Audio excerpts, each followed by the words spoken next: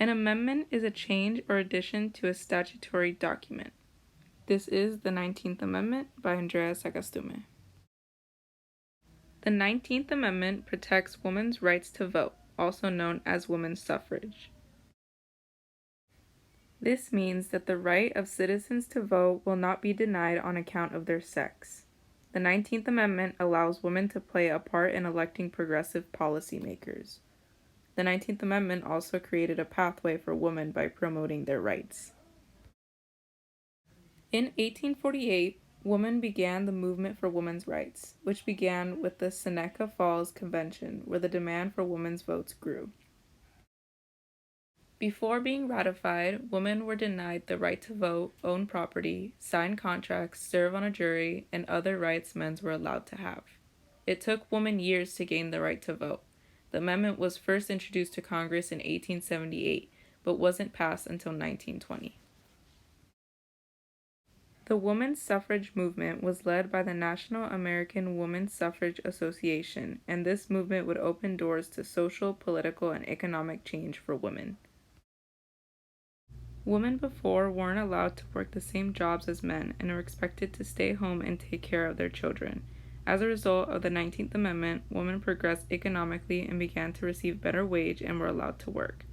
Women were also allowed to enroll in higher education and later professional jobs. The 19th Amendment also called for policies that would help women, changing reproductive and economic problems for them, and allowed them to use laws. Since women were strictly attached to men before the 19th Amendment, it was made so women had the right to be free of oppressing marriage and pregnancy. It even expanded the controversial topic in the 1960s of birth control, giving women their rights and the power to decide when they would get pregnant. The Supreme Court case I chose was a Lesser versus Garnett case. This involved Oscar Lesser, a judge from Maryland, and the state of Maryland. This occurred in 1922 in Baltimore, Maryland.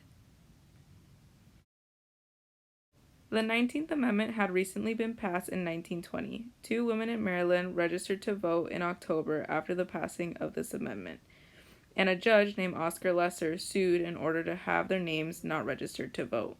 His argument was that Maryland was not connected to the new amendment that was passed, and the Constitution of Maryland said that only men can vote.